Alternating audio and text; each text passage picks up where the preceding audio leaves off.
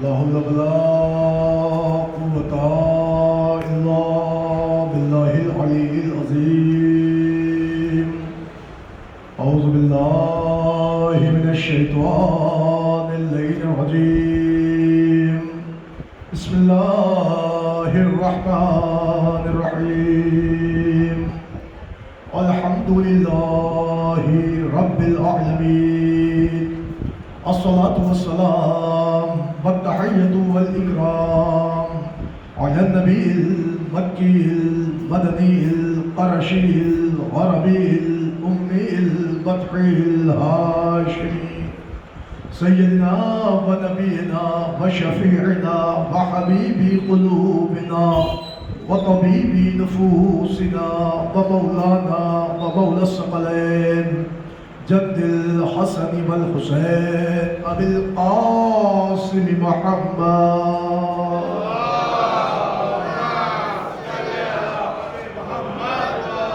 وعلى أهل بيته الطيبين الطاهرين المعصومين المظلومين المنتجبين المنتخبين ولعنة الله على أعدائهم ومنكري فضائلهم ومصائبهم وجلالتهم وسخاوتهم وعظمتهم وعطشهم ومحافلهم ومجالسهم وذكرهم وحقهم وبيانهم أجمعين من ليلنا هذا إلى قيام يوم الدين. أما بعد فقد قال الله تعالى وتبارك في القرآن الحكيم وقاله الحق.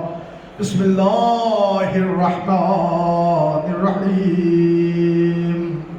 إن الله اصطفى آدم ونوحا وآل إبراهيم وآل عمران على العالمين. صلوات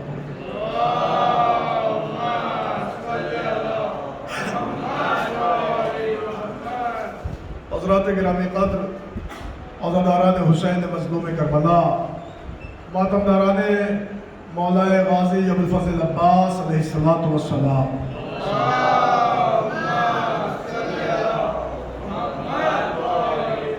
عزیزو، عنوان ذہن عالی میں محفوظ ہوگا.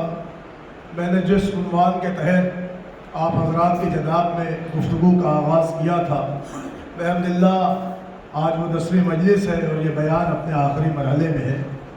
میں نے آپ حضرات کی خدمت میں جو عنوان رکھا وہ یہ کہ دور حاضر میں حقیقت اسلام کا انکشاف نہایت ضروری ہے، اور حقیقتاً یہی ہے کہ اتنا ضروری ہے کہ دنیا کو آج بتانے کی ضرورت ہے کہ کائنات کے سارے مسلمان ایک پلیٹ فارم پہ آئیں اور ساری دنیا کو بتائیں کہ بھیا جو اسلام تم جان رہے ہو وہ اسلام اور ہے، جو اسلام قرآن والا ہے وہ اسلام اور ہے، جو اسلام تم نے پڑھا ہے وہ اسلام اور ہے، جو اسلام محمد صاحب لے کے آئے ہیں وہ اسلام اور ہے. جس اسلام کو لے کے تمہارے اندر طرح طرح کی فیلنگس آ رہی ہے اس اسلام کی حقیقت اور ہے، اور جو قرآن و عطرت کے مطابق آیا ہے اس اسلام کی حقیقت اور ہے. عزیزان گرامی، اسی موضوع کے تحت میں نے آپ کی خدمت میں سلسلہ گفتگو کا آغاز کیا تھا، اور بحمداللہ آج وہ آخری لمحہ ہے. اور آج زیادہ طولانی مجلس بھی نہیں، روز 1.25 گھنٹہ ہو جاتی تھی، لیکن آج 35 سے 40 منٹ میں اسباب گفتگو مجھے سمیٹنا ہے. یہیں سے آپ توجہ فرمائیں، میں آغاز گفتگو کر رہا ہوں کہ ارشاد ہوا ان اللہ اصطفیٰ آدم، بے شک اللہ تعالیٰ نے آدم کو چنا، ونوح کو چنا، وآل ابراہیم اور آل ابراہیم کو چنا، وآل عمران آل عمران کو چنا، علی العالمین ساری کائنات سے چنا. یہ قرآن مجید کی وہ آیت ہے کہ جو ساری دنیا کو متنبع کر رہی ہے کہ پروردگار عالم نے اس کائنات کو جب خلق کیا ہے تو اللہ نے ہدایت کا انتظام پہلے کیا ہے، ہادی کا انتظام پہلے کیا ہے، ہدایت دینے والے کو پہلے بھیجا ہے، ہدایت لینے والوں کو بعد میں بھیجا ہے. لہذا قرآن کی آیت نے بڑھ کے بتایا کہ آدم پہلے آئے ہیں، آدمی دنیا میں بعد میں آئے ہیں. لہٰذا میں نے پوری تاریخ پڑھی کہ حضرت آدم کے بعد جو نسل انسانی چلی تو وہ بھی منزل آئی کہ حضرت نوح کے زمانے میں سیلاب آیا، اور جب سیلاب آیا تو جو کشتی نجات پہ آیا وہ نجات پا گیا، اور جس نے کشتی نجات کو ٹھکرا دیا وہ غرقاب ہو گیا۔ پھر منزل اور آگے بڑھی، دھیرے دھیرے انبیاء کا تسلسل رہا، اور نبی آتے رہے، موسیٰ کا زمانہ آیا، یہاں تک کہ وہ بھی معاملہ آیا کہ حضرت ابراہیم تک زمانہ آ گیا۔ وہ حضرت ابراہیم تک جب زمانہ آیا تو تاریخ نے بتایا کہ ابراہیم کی یوں نسل چلی کہ ابراہیم کی ایک بیوی سے وہ بیٹا ہوا کہ جسے اسماعیل ذبیح اللہ کہا گیا، وہ پیغمبر ہوئے، اور دوسری بیوی سے بھی جو بیٹا ہوا انہیں اسحاق نبی اللہ کہا گیا، وہ بھی پیغمبر ہوئے۔ تو ابراہیم کی نسل میں دو بیٹے، مگر دونوں ایسے کہ دونوں پیغمبر ہوئے۔ حضرت اسماعیل کے ہاں سلسلہ نبوت آگے نہ بڑھا، رکا رہا، مگر اسحاق کے ہاں سلسلہ نبوت چلتا رہا، تو پورے بنی اسرائیل کے انبیاء آتے رہے۔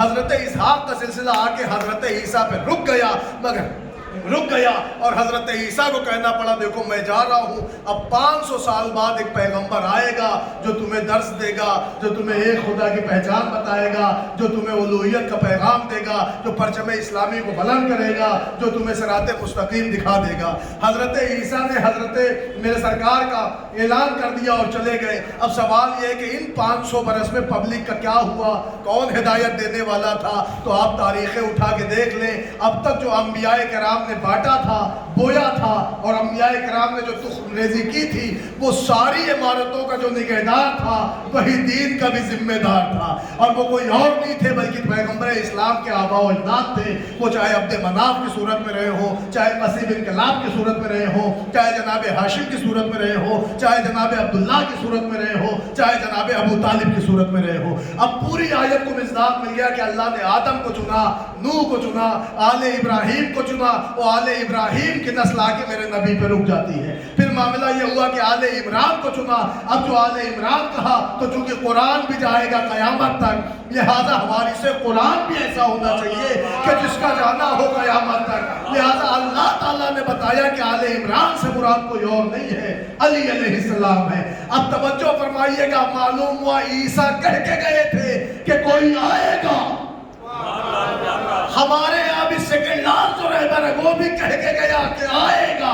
عیسیٰ کے بھی زمانے میں دنیا نے اپنے وقت کے محمد کا انتظار کیا، آج تک بھی دنیا اپنے وقت کے محمد کا انتظار کر رہی ہے۔ معلوم ہوا وہاں بھی انتظار سنت ہے، یہاں بھی انتظار سنت ہے۔ اب عزیزان گرامی یہ پورا سلسلہ انبیاء ہے، اور سلسلہ انبیاء معاملہ یہ، میں نے کل کی اگر تقریر ذہن میں ہوگی تو یہ جو سلسلہ چلا ہے یہ آ کے غدیر خون پہ رک گیا ہے، اس لیے کہ یہاں سے اب امامت کا سلسلہ ہوا ہے، اس لیے کہ نبی نے شریعت کو مکمل کر دیا۔ اب تک نبیوں کے یہاں جو شریعتیں بدلتی رہی وہ محمد مصطفیٰ کے دور میں شریعت نہیں بدلے گی۔ اچھا، اب تک دین کامل نہیں ہوا تھا، مگر جیسے ہی ولایت کا عنصر آیا قرآن نے بڑھ کے کہا آج دین کامل ہو گیا۔ متوجہ ہے؟ اب عزیزان گرامی، اب جو دنیا میں اسلام کا چہرہ بن کے آیا ہے اور دنیا کو اسلام بتانا ہے تو وہ یہ ہے کہ اب تک سارے مسلمان ایک پلیٹ فارم پہ آ کے کہتے رہے کہ ہمارے اسلام کو دہشت گردوں کا مذہب نہ کہو، آتنکواد نہ کہو، ٹیررسٹ نہ کہو، ہمارا اسلام امن کا مذہب ہے، ہمارے جہاد کے کانسیپٹ کو سمجھو۔ تو ہم دنیا کو بتاتے ہیں بھیا کہ جہاد کا کانسیپٹ کسی کو ٹارگٹ کرنا نہیں ہے بلکہ اپنا دفاع کرنا ہے۔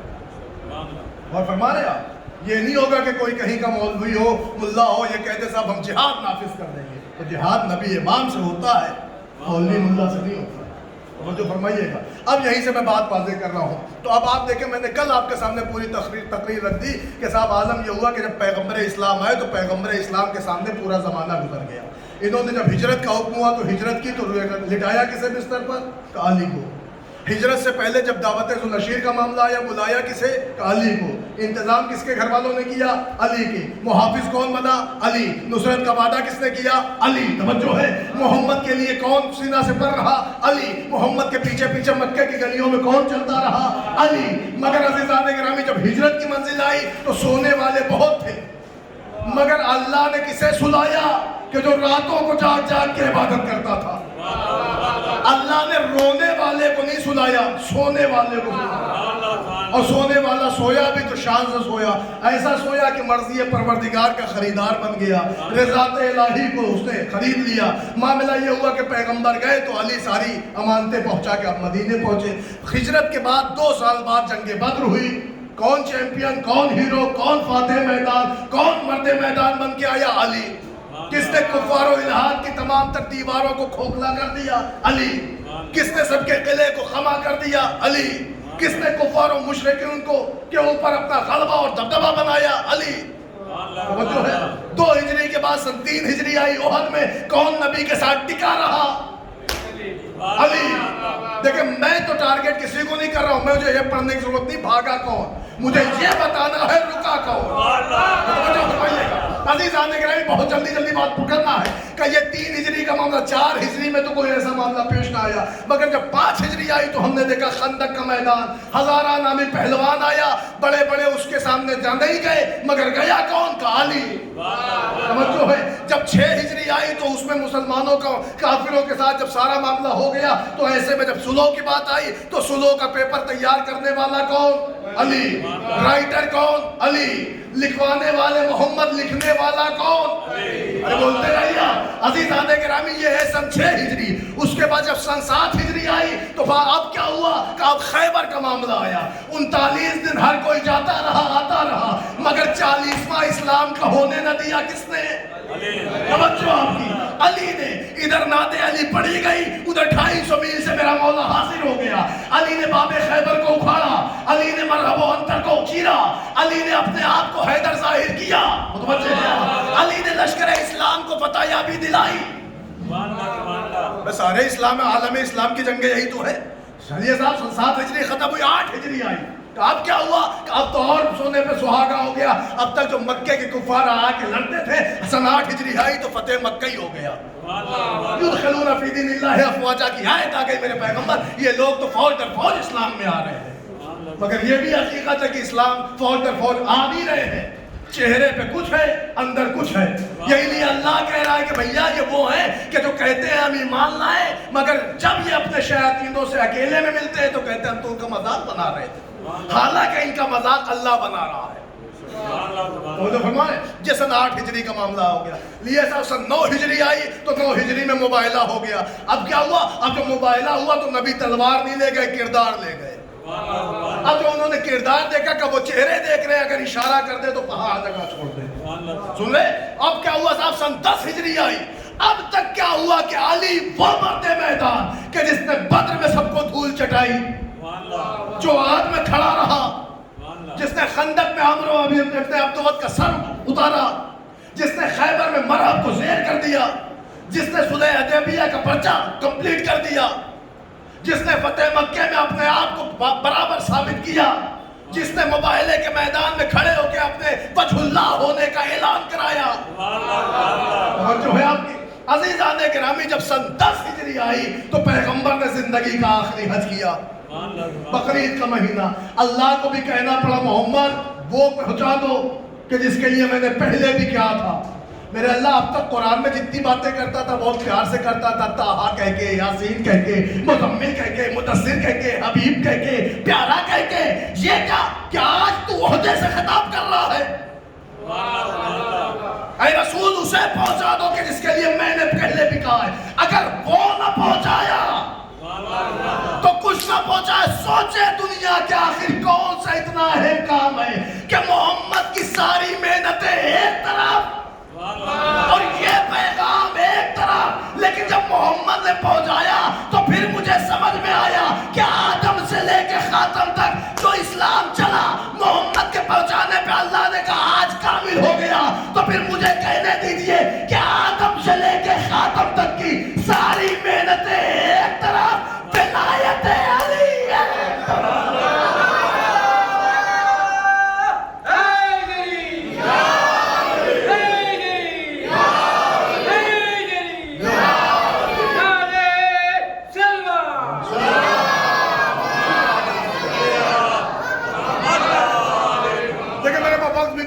بہت جلدی بات پہنچا تھا. ممبر سے اترتے ہی مجھے گاڑی پہ بیٹھنا ہے تو معلوم یہ ہوا کہ صاحب یہ معاملہ ہے جو میں نے آپ کے سامنے پورا ریکارڈ, پوری اصلیت, پوری حقیقت آپ کے سامنے پوری اسکرپٹ اسلام کی لا کے رکھ دی. 11 ہجری میں سرکار دنیا سے رخصت ہو گئے.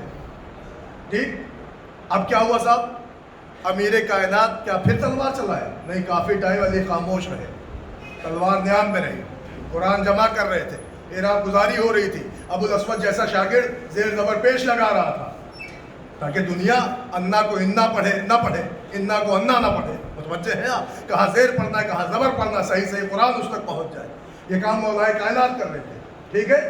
مگر عزیزان گرامی اب تک جو یہاں پہ سارا مسلمان ایک پلیٹ فارم پہ آ کے اپنے اسلام کی حقیقت بتاتا ہے اور جہاد کی صحیح صحیح ڈیفینیشن بتاتا ہے تو وہ یہ بتاتا ہے کہ صاحب ہم لوگوں کا کام ٹارگٹ کرنا نہیں ہے، ملک فتح کرنا نہیں ہے، غریبوں اور مظلوموں کا خون بہانا نہیں ہے، بے کسوں کو مارنا نہیں ہے، تلوار چلانا نہیں ہے. تو لوگوں نے پوچھا آپ کے اسلام میں جنگیں ہوئی؟ کہا صاحب 80 جنگیں ہوئی. توجہ ہے آپ کی؟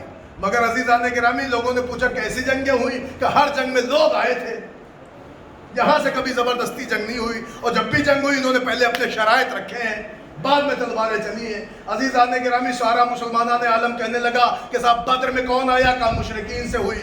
احد میں کس سے ہوئی؟ کافرین سے ہوئی. خیبر میں کس سے ہوئی؟ یہودیوں سے ہوئی. مباہلے میں کس سے ہوئی؟ عیسائیوں سے ہوئی. تو بھیا یہ بتاؤ ان جنگوں میں حق پہ کون تھا اور باطل پہ کون؟ تو سارے عالم اسلام کے مولوی ایک پلیٹ فارم پہ آئے کہ بدر میں وہ غلط تھے، محمد حق پہ. احد میں وہ غلط تھے، محمد حق پہ. خیبر میں وہ غلط تھے، محمد حق پہ. مباہلے میں وہ غلط تھے، محمد حق پہ. تو میرے مسلمانوں اگر یہ جتنوں کو تم نے آج تک غلط بتایا اور محمد کو حق پہ بتایا، اگر وہی سارے غلط تم سے پوچھے کہ یہ بتاؤ کہ محمد کی آنکھ بند ہونے کے بعد جو تمہارے گھر میں لڑائیاں ہوئی ہیں اس کو کلیئر کرو کہ حق پہ کون تھا اور باطل پہ کون؟ وہ کلیئر کر دو آپ. عزیزان گرامی اسے عالم اسلام کلیئر ہی نہیں کر رہا. یہی وجہ ہے کہ ہماری قوم کے سنی شیعہ نوجوان ینگسٹرز یوتھ پریشان ہیں، تاریخ میں الجھے ہوئے ہیں. میں ہاتھ جوڑ کے ونتی کرتا ہوں، پرارتھنا کرتا ہوں، التجا کرتا ہوں، استدعا کرتا ہوں عالم اسلام کے ذمہ داران سے کہ صحیح صحیح پیغام آپ پہنچائیے. یہ نوجوان ہیں، یہ کمیونٹی کے نوجوان ہیں، انہیں خطوں میں مت بانٹو، انہیں سنی شیعہ نہ بناؤ. توجہ فرمائیے گا. یہ اس لیے کہ آج دور حاضر میں ان کے اوپر بڑی ذمہ داریاں ہیں. ماں باپ ہیں، بھائی بہن ہیں، پڑھائی ہے، ایجوکیشن ہے، سماج کے ساتھ چلنا ہے، معاشرے میں جینا ہے، اپنے آپ کو ایک مقام پہ لا کے کھڑا کرنا ہے، اپنے آپ کو اسٹینڈ کرنا ہے، اپنے آپ کو اس لیول پہ پہنچانا ہے کہ دنیا دیکھے تو کہے محمد کے چاہنے والے ہیں.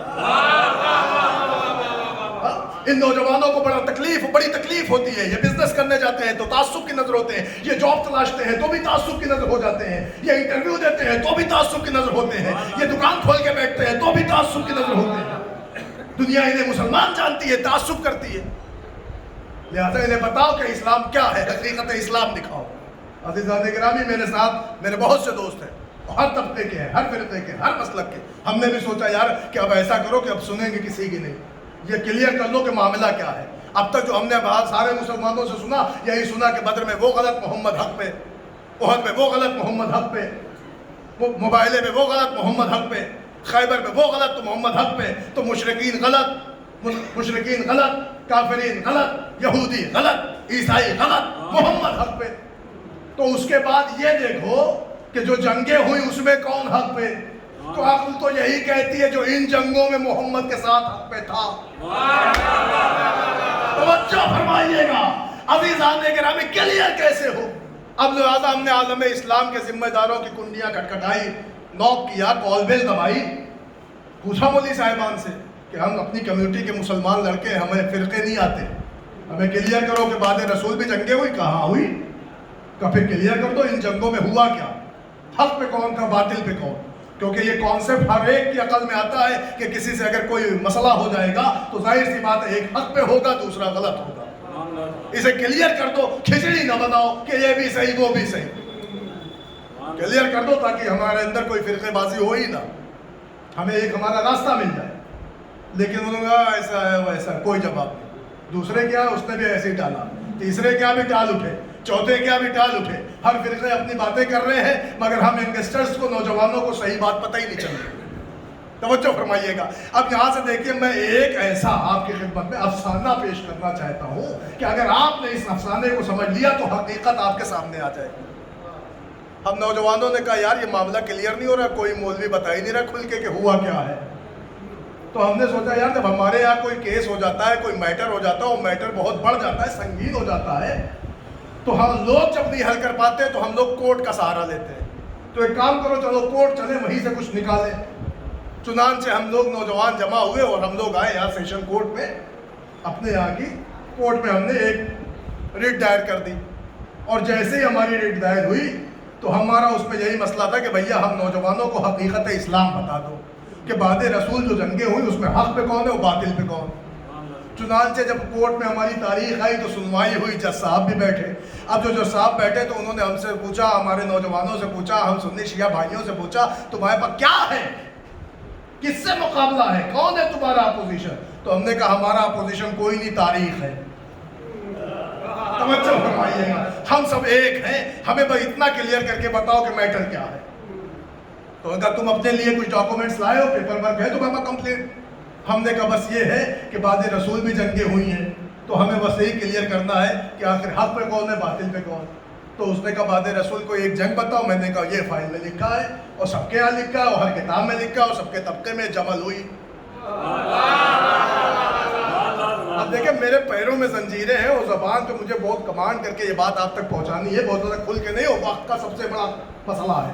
عزیزان گرامی، تو میں نے جج سے کہا کہ یہ ہوئی، تو کہنے لگا ہوئی تو آپ کو کیا جاننا ہے؟ میں نے کہا وہ بھی فائل میں لکھا ہے. آپ بتا دیجئے کہ ہمیں جو جاننا ہے وہ ہم آپ سے سننا چاہتے ہیں. انہوں نے تاریخ لگا دی، پھر تاریخ آئی، پھر تاریخ لگا دی. ہم سمجھ گئے کہ یہ بک گیا ہے، یہ ٹال رہا ہے. اس کے اندر بھی وہی عادتیں آ گئیں جو آج تک لوگوں کی رہی ہیں، جنہوں نے اپنی ٹوپی پبلک کے سر پہنائی ہے.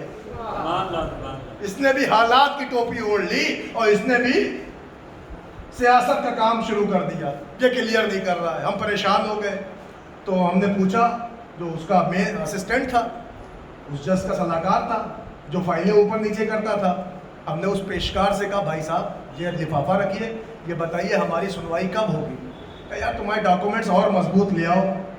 تو میں گیا اپنے یہاں کے محافظ خانے میں ڈسٹرکٹ لیول پہ، میں نے اب جو پیپر نکلوائے تو پیپر نکلا تو اس جو پرانے کاغذات نکلے تو اس میں پوری بڑی بڑی نامی گرامی کتابیں نکلی، بڑے بڑے ذمہ داروں کی کتابیں. اب جو اس میں نے پورا اسٹرکچر پڑھا ہے جمل کا، تو بس اتنی سی بات تھی کہ علی مشکل کشا کے اوپر ایک الزام تھا کہ انہوں نے اپنے سے پہلے والے کو قتل کیا ہے، اور وہ بار بار مانوتا کا چراغ جلاتے رہے اور انسانیت کو انسانیت کا پیغام دیتے رہے، بھیا میں نے نہیں کیا ہے، لیکن دنیا یہی کہہ رہی تمہیں کرسی کی لالچ تھی لہٰذا قتل کیا. اور یہ کہتے تھے عقل کے اندھو اگر میں کرسی کی لالچ میں کرتا قتل تو اتنا لیٹ تھوڑی کرتا، بہت پہلے کر دیا ہوتا.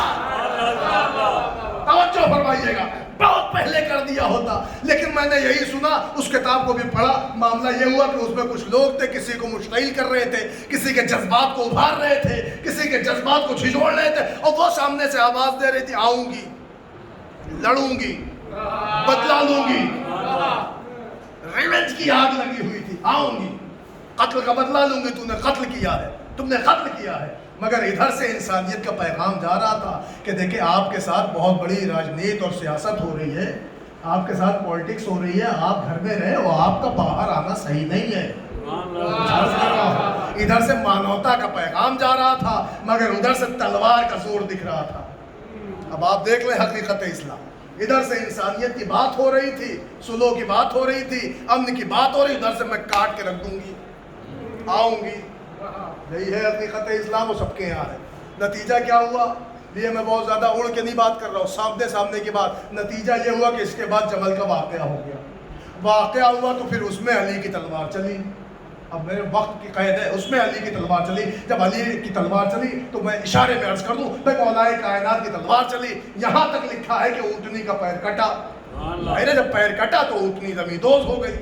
توجہ ہے آپ کی عزیزان گرامی. مگر وہاں بھی علی کا ادب دیکھیے آپ، علی نے احترام سے امام حسن کے ذریعے خیمے تک پہنچوا دیا. مگر وہاں تلوار چلی. میں نے پورے ڈاکومنٹس اٹھا کے رکھ دیا مگر وہی ہوا کہ وہاں کوئی سنوائی نہیں ہوئی. میں پریشان ہو گیا. میں نے کہا اچھا اگر سیشن کورٹ میں میری نہیں سنوائی ہو رہی تو پھر تو کسی عقل مند نے کہا یار یہاں اگر کچھ نہیں ہو رہا ہائی کورٹ چلے جاؤ. ہائی کورٹ چلا گیا، اپنے پوری پبلک اپنے دوستوں احباب اور سرکل کو لے کے چلا گیا ہائی کورٹ. وہاں میں نے ریٹ دائر کر دی.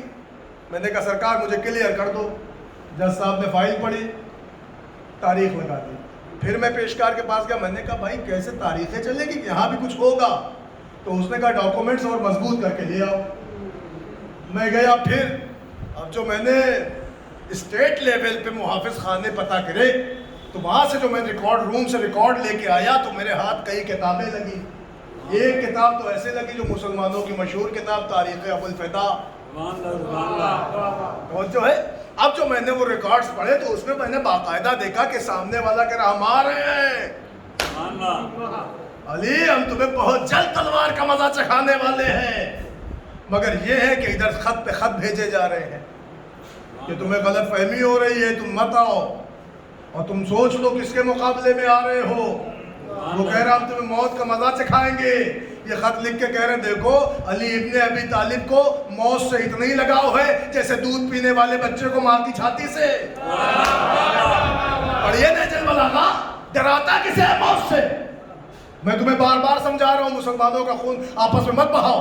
ادھر سے بھی مسلمان مارے جائیں، ادھر سے بھی مسلمان مارے جائیں. تمہیں کچھ نہیں سمجھ میں آ رہا ہے تو اور ٹیبل ٹاک کرو، بیٹھ کے گفتگو کر لو. لیکن نہ، انہیں تو تلوار دکھانی تھی. اب سنیے، بار بار وہ کہہ رہے ہیں میں تمہیں خون دکھاؤں گا، تلوار دکھاؤں گا. معلوم ہوا ایک طرف سے اسلام وہ دکھ رہا ہے جہاں تلواروں کا زور دکھ رہا ہے، ایک طرف سے وہ ہے جہاں مانوتا کے خط دکھ رہے ہیں. وہ کہہ رہے ہیں میں آؤں گا تمہیں تلوار کا مزہ چکھاؤں گا. یہ کہہ رہے بھائی سمجھا کرو مسلمان دونوں طرف سے مریں گے. توجہ ہے آپ کی؟ یہ نہج البلاغہ آپ کہیے کتنا شام کی طرف میرے مولا نے خط بھیجا، آپ کو پتہ چل جائے گا. حد ہو گئی. جب وہ نہ مانے تو علی نے پھر اپنے ایک شاگرد کو بلایا اور بلانے کے بعد کہا دیکھو خط بہت بھیج چکا ہوں، اب جا کے سمجھا کے آنا. شاگرد کا نام سنیں گے؟ شاگرد کا نام تھا حضرت ترمہ. کہا ترمہ چلے جاؤ شام اور جا کے سمجھا کے آؤ کہ تلوار بازی بہت اچھی بات نہیں ہے، خون بہانا. اگر ہمارا تمہارا معاملہ ہے تو اس کو آپس میں سمجھ لو. لیکن نہیں مانے. عزیزان گرامی تو پھر مولا کائنات نے ایک جملہ اور خط میں لکھا اور وہ بھیج دیا. اب میں عرض کر رہا ہوں جب حضرت ترمہ چلے تو ترمہ خود بہت طولانی قد کے تھے، اور جب گئے تو انہوں نے جانے کے لیے ایسے اونٹ کو چنا جو اونٹ بھی بہت طولانی تھا، یعنی اونچے اونٹ پہ اونچے ترمہ سوار. اب جو شام پہنچے تو فقیر شام ایک باغ میں اپنے رائٹ ہینڈ شوٹر خاص امر آس اس کے ساتھ چہل قدمی کر رہے تھے کہ دور سے کسی کو آتے دیکھا. کوئی آ رہا ہے، کہاں ہاں کوئی لگ رہا ہے آ رہا ہے. جب قریب دیکھے او تو علی کا قاصد ہے. تو پھر کونیاں ماری کہ آؤ ذرا انہیں کھیلتے ہیں، جیسے ہمارے ہوتا ہے نا آؤ ذرا ٹائم پاس کرتے ہیں، ہے نا ہوتا ہے کہ آؤ ذرا تفریح کر لیتے ہیں. جیسے ہی ترمہ کو دیکھا تو کیا دیکھا؟ اونچے، ایک تو خود ترمہ بہت اور دوسرے اونچے اونٹ پہ سوار. تو پتہ ہے کیسے ان کا مذاق اڑایا؟ لیکن غور فرمائیے گا. بیٹے بیٹھ جاؤ جلدی سے. ہاں کیا ہوا کہ سب اونچے اونٹ پہ اونچے ترمہ. تو انہوں نے غور سے ایسے نیچے سے اوپر تک ترمہ کو دیکھا اور پھر مذاق اڑا کے کہا اما میاں آسمانوں کی کچھ خبر ہے؟ اس لیے کہ بہت طولانی تھا تو اونٹ بھی بہت اونچا تھا. تو مذاق کیسے اڑایا؟ جب اونچے اونٹ پہ اونچے ترمہ تو کہا اما میاں آسمانوں کی خبر ہے. جیسے اگر کوئی اپنی بلڈنگ پہ کھڑا ہو، اس سے نیچے والا کہتا ہے کیا بھیا ستارہ نکلا ہے؟ کتنے نکلے ہیں؟ عزیزان گرامی جیسے ہی انہوں نے مذاق اڑانا چاہا تو ترمہ بھی حاضر جواب کہا ہاں ہے خبر. توجہ فرمائیے گا. خبر ہے؟ کیا خبر ہے؟ کارے چرخ اول ہے، دویوم ہے، سویوم ہے، چہرم ہے، عیسیٰ ہے. توجہ ہے؟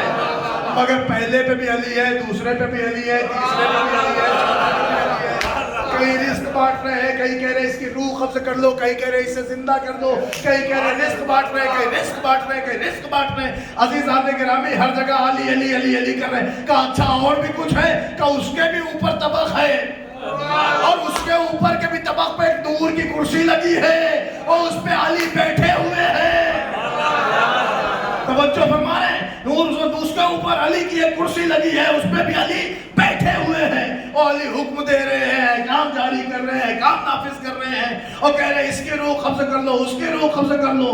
عزیزان گرامی اس نے پھر کہا اور بھی کچھ ہے؟ کہا ہاں علی کے ہاتھ میں تلوار ہے اور تیری موت کا انتظار ہے.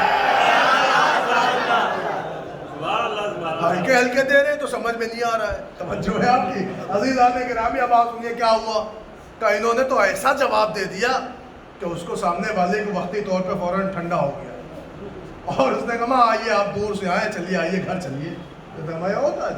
اب گھر صاحب کیا مال مسلمین بھرا ہوا محل, اور لے کے آئے تو آگے آگے حضرت, توجہ ہے, ہاں فقیر شاہ آگے آگے, پیچھے پیچھے کون, پیچھے پیچھے حضرت ترمہ اپنا اونٹ لیے ہوئے.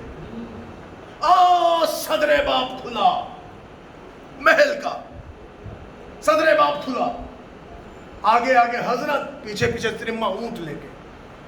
بیٹھنے میں صاحب جو میزبان تھے, حضرت جو تھے, وہ مڑے, ترمہ یہ اونٹ گھر میں کہاں لیے آ رہے ہو؟ اب سنیے آپ, یہ اونٹ گھر میں کہاں لیے چلے آ رہے ہو؟ تو ترمہ نے مڑ کے کہا سنو, گھر میں اس لیے اپنے ساتھ لے کے آ رہا ہوں کہ میں نے سنا ہے شام والے چور ہیں. یہ اشاروں میں دے دیا, شام والے چور ہیں. اب آپ دیکھیں اپنی بس میں بات کرنا اور ہے, ظالم حکومت کے سامنے اس کی آنکھوں میں آنکھیں ڈال کے اس کے تخت و تاج کے سامنے جو ہے آپ کی. اب جو اس نے پھر دیکھا, پھر اس کو مل گیا ایک بڑا والا تگڑا والا جواب. عزیز آنے کے نظروں میں اچھا آئیے آئیے آئیے آئیے. خیر حضرت ترمہ آگے بڑھے, انہوں نے دیکھا یہ دیکھو یہ خلوت ہے. اب جیسے ہوتا ہے نا, یہ بیڈ روم ہے, یہ 3 BHK ہے, یہ فلاں ہے, تو انہوں نے بھی یہ قالین اور یہ فانوس اور یہ جھاڑ, یہ بیڈ روم اور یہ فلاں حجرہ, یہ فلاں حجرہ, یہ خلوت, ادھر کچن, ادھر فلاں, سب کچھ دکھا رہے ہیں. ترمہ نے بھی غور سے دیکھا اور یہ پورے وٹ میں دکھا رہے ہیں, پورے جذبے میں, وجد میں دکھا رہے ہیں. اور جب دکھا رہے ہیں تو ترمہ نے مسکرا کے ایک کام کہا کہ لگتا ہے کہ یہاں کی رعایا کو, یہاں کی رعایا کا سارا پیسہ چوس لیا گیا. توجہ ہے آپ کی عزیزان گرامی, یہ حقیقت ہے, اوتھینٹک بات ہے کہ اگر روز کوئی ایسا حاکم ہو اور اس کے پیسے اس کی آئے سے زیادہ ہو, توجہ ہے, انکم سے زیادہ دکھنے لگے تو آدمی کہتا ہے لہذا خلط ملط ہو گیا, پبلک کا پیسہ ہوتا ہے نا. دیکھیں اشارے میں یہ بھی بات پہنچے. تو معلوم ہوا کیا ہوا صاحب, کہا صاحب حضرت ترمہ نے یہ جواب دیا. پھر اس کو محسوس ہوا یار یہ تو بار بار ملا کے دے رہے ہیں, ایک دم گرچی لگا کے. چھوڑیے ساری باتیں چھوڑیے, چلیے آپ دور سے آئے, تھکے ہوں گے, آئیے دسترخوان لگواتے ہیں. یہ جی ذرا دسترخوان لگواؤ.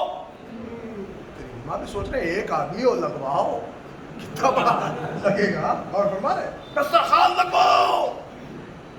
ترمہ سوچنے لگے, مگر تاریخ ابوالفدا کہہ رہی جب دسترخوان لگا تو 80 طرح کے خالی سالن لگے, جسے آپ ساگ کہہ دیتے ہیں, متوجہ ہیں, 80 طرح کے خالی شوربے.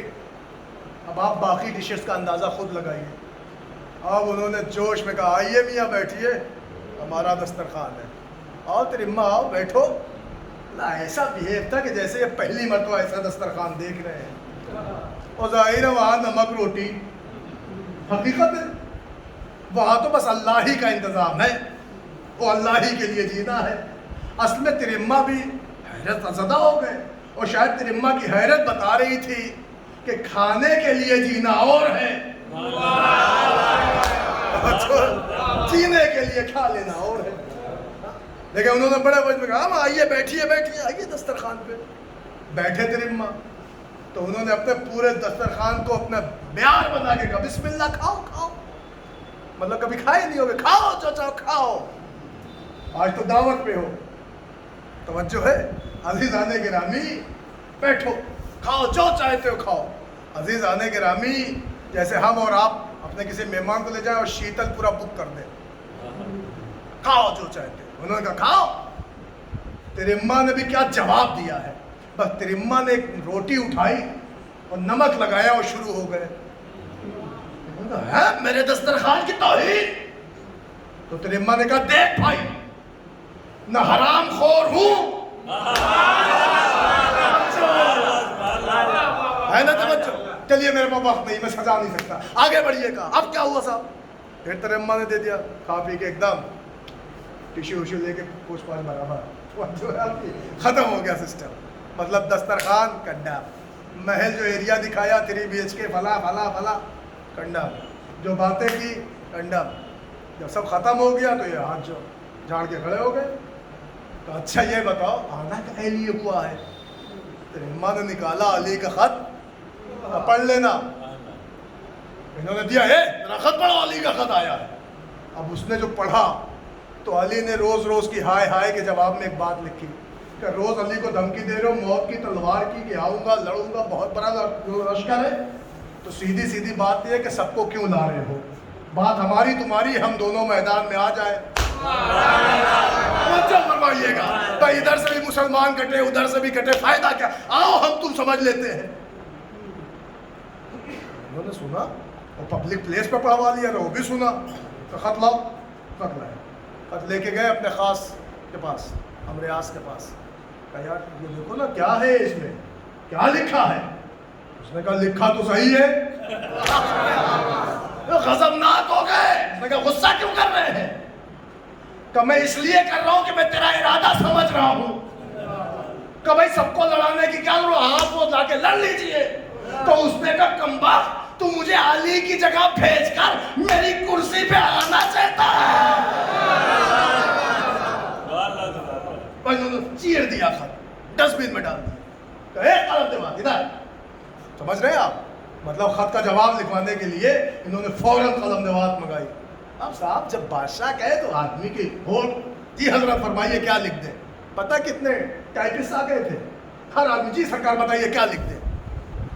لکھو علی میرے پاس بہت بڑا لشکر ہے, بہت جلد تمہیں تلوار کا مزہ چکھانے والا ہوں, بہت بڑا لشکر ہے. عزیزان گرامی ایک دو جملے میں سنیے, 9:30 ہو گیا. عزیزان گرامی جیسے یہ کہ بہت بڑا لشکر ہے, بہت جلد تمہیں تلوار کا مزہ چکھاؤں گا. تو ترما نے گھوڑے کا رخ موڑا, اپنے اونٹ کا رخ موڑا تھا. جیسے انہوں نے کہا جا کے کہہ دینا بہت بڑا لشکر ہے, بہت جلد تلوار کا مزہ چکھاؤں گا. اور یہ لکھوا کے خط دیا. جیسے ہی دیا تو ایک مرتبہ انہوں نے, ترما نے کہا اس کو واپس لو. کہا کیوں؟ کہا کیا لکھے ہو؟ کہا اس میں ہم نے لکھ دیا ہے کہ علی ہمارے پاس بہت بڑا لشکر, اتنے آدمی ہو گئے جیسے رائی کے دانے, اتنے آدمی ہیں جو انگنت ہے جیسے رائی کے دانے. ترما نے خط موڑا, کہا اسے تم رکھ لو, اس کا جواب ہم ابھی دے رہے ہیں. کہا وہ کیا؟ کہا علی نے ایک مرغ پالا ہے. کا مطلب مرغ پالا کہاں, اس کا نام ہے مالک اشتر. کا کیا مطلب؟ کاما میاں جتنے دانے ڈالتے جاؤ گے وہ سارے دانے چنتا جائے گا.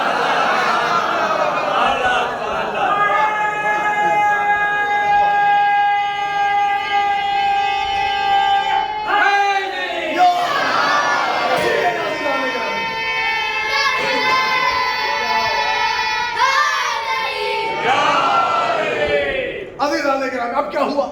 کہا صاحب مالک اشتر نے, ارے حضرت ترما نے جواب دے دیا. تو اس کو جیسے پھر جواب ملا ایک دم پرفیکٹ, اس نے وہ والا بھی چیر دیا. دوسرا لکھ, اسٹیٹمنٹ بدلا جا رہا ہے. دوسرا لکھو, ادھر آپ دوسرا لکھو. جی حضرت بولیے کیا لکھ دے؟ تو لکھو علی میرے پاس بہت بڑا لشکر ہے, اتنا بڑا لشکر ہے جیسے آسمان میں تارے. اتنے میں ترما بولے ایک قلم دو, چپ بچو ہے آپ کی, قلم دے بات. تو انہوں نے کہا کیوں لکھنے تو نہیں دے رہے؟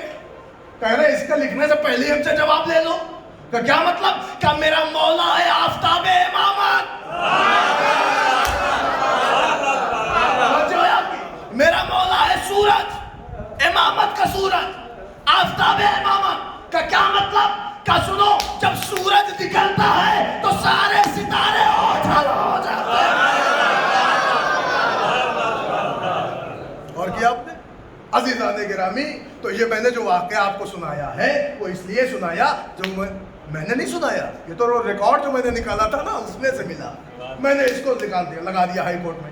جب لگایا سنوائی ہوئی, وہ بھی بک گیا بھائی, اس نے بھی کچھ کلیئر نہیں کیا. تو میں نے لوگوں سے پوچھا بھائی ہائی کورٹ تک چلے گئے مگر یہ قضیہ پورا نہیں ہو رہا, نسلیں گزر رہی ہیں, کیسے کلیئر ہوگا؟ تو اس نے کہا اچھا سیشن کورٹ میں کیا ریکارڈ ملا؟ میں نے کہا جمل, وہ میں نے نتھی کیا ہے. اچھا ہائی کورٹ میں کون سا ریکارڈ لگایا؟ میں نے کہا سب کی تاریخ سے لگایا, صفین. متوجہ ہے, وہ بھی میں نے نتھی کر دیا. کہا یہاں بھی کوئی سنوائی نہیں ہوئی؟ کہا نہیں ہوئی. کہ پھر ایک کام کرو, جب سیشن کورٹ میں نہیں ہوئی, ہائی کورٹ میں نہیں ہوئی, تو سپریم کورٹ جاؤ. اب جو میں سپریم کورٹ گیا تو میں نے وہاں ساری جنگیں اٹھا کے لگا دی, پہلی ہجری سے لے کے 60 ہجری تک 61 ہجری تک سب لکھ دیا, اور سارے ریکارڈ میں نے لگا دیے, اس لیے کہ وہاں سارے ریکارڈ آن لائن تھے. میں نے سرچ کیا، سب اٹھا کے رکھ دیا۔ عزیزان گرامی، یہ بھی عجیب معاملہ، وہاں کچھ دن تو تاریخیں لگی، مگر ایک دن ایسا ہوا کہ ایک اسپیشلی جوٹلی بیٹھی، مخصوص ججوں کی ٹیم بیٹھی، اور اس میں بھی ایک ایسا ماہر زمانہ جج آیا کہ جو وحدانیت پرست تھا، حق کو تھا، صاحب بولنے والا تھا۔ میں نے اس سے کہا کہ صاحب یہ بتائیے، یہ ہمارے ڈاکومنٹس ہیں، کہ کیا ہے؟ کہ میں سیشن کورٹ گیا، جواب نہیں ملا، کہ بعد رسول ایک جنگ ہوئی جمل، یہ بتاؤ کلیئر کر دو کہ کیا ہے، حق پہ تھا کون؟ اگر علی غلط ہے تو غلط کہو۔ کسی نے کچھ نہ کہا، میں ہائی کورٹ گیا، میں نے وہاں صفین اٹھا کے رکھ دی، میں نے کہا اگر علی غلط ہے تو غلط کہو، مگر کوئی نہ کہہ پایا۔ میں اب یہاں آ گیا، یہاں بھی میں نے ایک اور جنگ بڑھا دی، وہ ہے کربلا، کہ اگر حسین غلط ہے تو غلط کہو۔ تو وہ پوری فائل پڑھتے رہے، کہتے رہے اسے کیسے غلط کہوں جو مباہلہ کا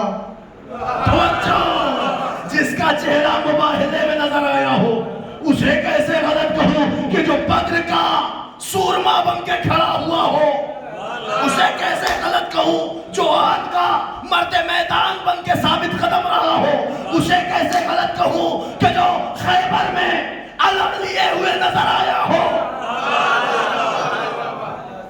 حق بیان تھا وہ جج، وحدانیت پرست تھا، عالم دورہ تھا، ایسا تھا کہ ہر کائنات کا طبقہ اس کی عزت کرتا تھا۔ میں نے کہا جج صاحب فیصلہ کر دو، پر انہوں نے فیصلہ کر دیا، اور فیصلہ کرتے کرتے جو انہوں نے اپروول دیا اور جو فیصلہ کر کے نوٹ لگایا، تو نوٹ میں لکھا شاست حسین، باشاست حسین، دیدست حسین، دیپناست حسین۔ میں نے کہا فیصلہ ہو گیا، سرکار آپ نے کیا کہہ دیا کہ آپ قیامت تک حسین کو دیکھتے رہنا، جدھر حسین ہوگے وہ حق ہوگا، جدھر حسین کے دشمن ہوگے وہ باطل ہوگا۔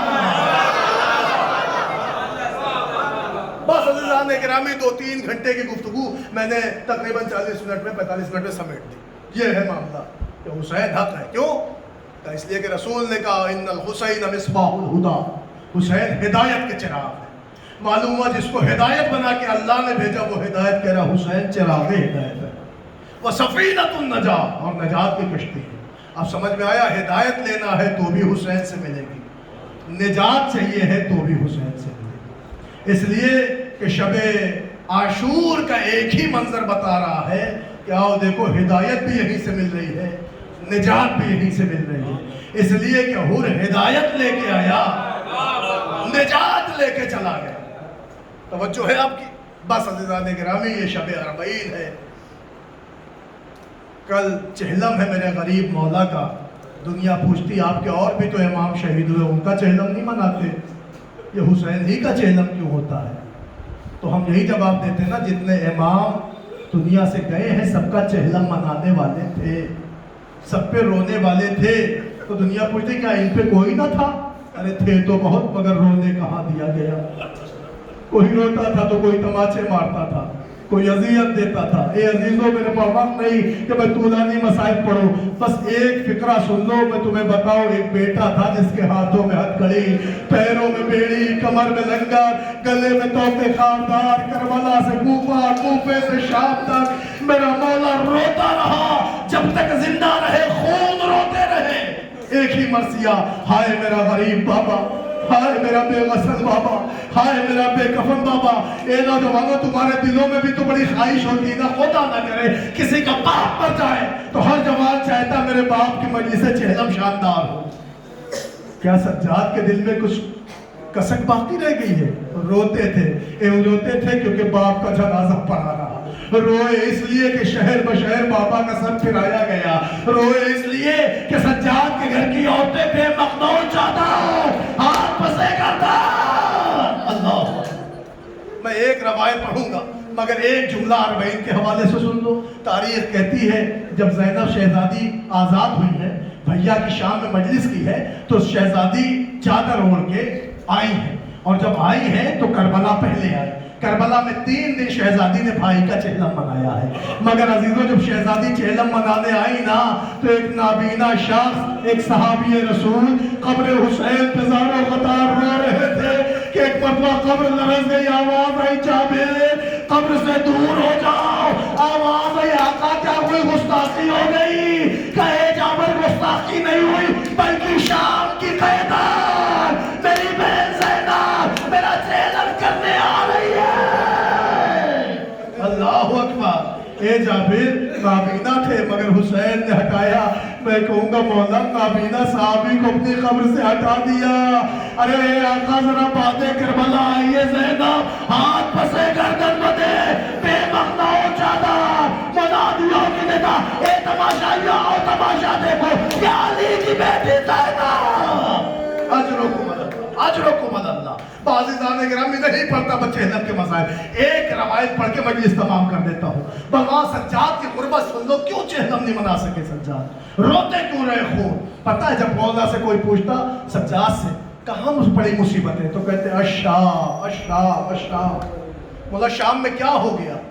اب سنو روایت. نعمان بن منذر کہتا میں نے مولا سے پوچھ لیا مولا شام میں ایسی مصیبت کیا ہو گئی؟ سب قتل تو کربلا میں ہوئے، شام میں کیا ہو گیا؟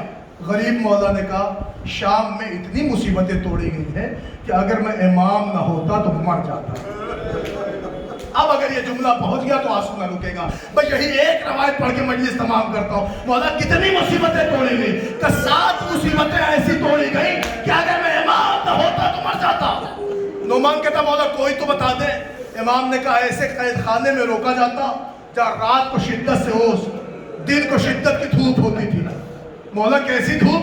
کہ دھوپ ایسی ہوتی تھی ہتھکڑیاں جلنے لگتی تھی اور گوشت سلگ جاتا تھا. مولا اور کیا ہوا؟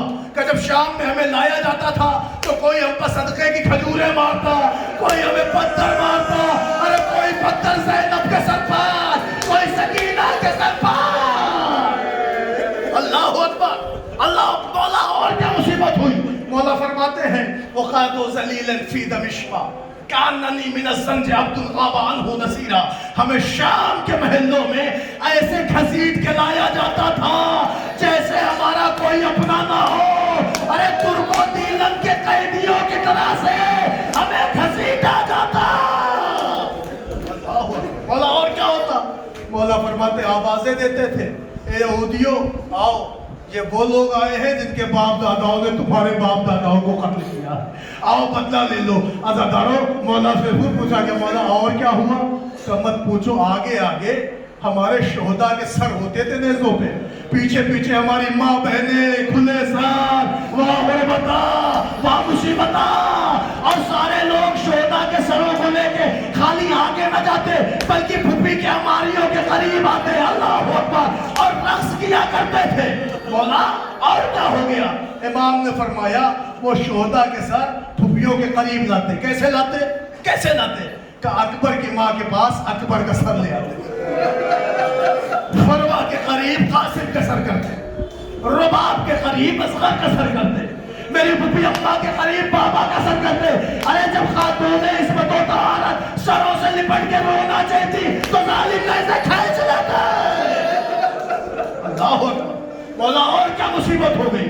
امام نے کہا سنے گا. چھٹی مصیبت تو یہ تھی یہ نیزے لیے ہوئے رقص کرتے تھے اور جہاں پتھریلی زمین دیکھتے نیزے والے سروں کو زمین پہ مارتے. ارے سر پڑ جاتے، ارے سر شگافتہ خون جا رہے. اللہ پڑھ دیا میں نے مسائل. ایک فقرہ مجلس تمام ہے، اسی فقرے پہ مجلس تمام ہے. پوچھتا مولا وہ 7ویں مصیبت کون سی ہے؟ تمہارے غریب مولا نے ایک جملہ کہا. بھئی یہ جملہ میں پڑھتا ہوں مجلس تمام جیسے چاہو پرسہ دے دو. مولا 7ویں مصیبت کیا ہوئی؟ سجاد نے ایک جملہ کہا وہ بے ہوش ہو گئے. صرف اتنا کہا شام میں ہمارے شہداء کے سروں کی بے حرمتی ہو گئی. سنا آپ نے جملہ؟ شام میں ہمارے شہداء کے سروں کی بے حرمتی ہو گئی. یہ کہہ کے تمہارا مولا بے ہوش. نوجوانوں کبھی سوچو کہ اس جملے میں کتنا درد تھا کہ جو سجاد کہہ کے بے ہوش ہو گئے. ارے جب ہوش میں لائے گئے تو راوی پوچھا مولا ارے شہداء کے سروں کے ساتھ کیا ہو گیا؟ سجاد خون روئے خون. اب ایک جملہ میں اپنی طرف سے پڑھتا ہوں، ایک جملہ مولا غریب کا. پیسے پہ مجلس تمام. عزادارو عرب میں آج بھی ایک دستور ہے، وہاں کے نوجوان جاہل ان پڑھ گوار ان کا دستور یہ ہے کہ آج بھی وہ ایک گیم کھیلتے ہیں، ایک کھیل کھیلتے ہیں. وہ یہ کہ جب وہاں کوئی بکری اور گوسفند یا جانور مر جاتا ہے تو اسے زمین پہ پھینک دیتے ہیں پھر کچھ نوجوان گھوڑے پر سوار ہوتے ہیں، ان کے ہاتھوں میں لمبی لمبی لاٹھیاں ہوتی ہیں، وہ گھوڑا دوڑاتے ہوئے آتے ہیں مری ہوئی بکری یا جانور کو جو پہلے ہوا میں اچھال دے، اسے کہتے ہیں کہ یہ اول آیا، یہ فرسٹ آیا، یہ جیت گیا، یہ فرسٹ آیا، یہ پہلا آیا، یہ جیت گیا، یہ فاتح ہوا۔ یہ کھیل آج بھی کھیلا جاتا ہے۔ یہ جملہ میں نے اپنی طرف سے پڑھا، اب پڑھوں تمہارے مولا نے کیا کہا، شام میں ہمارے شہداء کے سروں کی بے حرمتی ہو گئی، یہ کہہ کے مولا بے ہوش، جب ہوش میں پوچھا کہ مولا سروں کے ساتھ کیا ہوتا تھا، سجاد نے کہا کہیں بابا کا ساتھ، کہیں قاسم کا ساتھ، کہیں اکبر کا ساتھ، کہیں محمد کا ساتھ، کہیں اصغر کا ساتھ، ظالم زمین پہ رکھتے، گھوڑے پر سوار ہوتے، ہاتھوں میں لمبے لمبے نیزے، گھوڑے دوڑا کے آتے، کبھی اکبر کا سر ہوا میں، قاسم کا سر ہوا میں، عباس کا سر ہوا میں، بابا کا سر ہوا میں، پپیاں تڑپ جاتی، واہ حرمتہ، واہ مصیبتہ، واہ حسینہ۔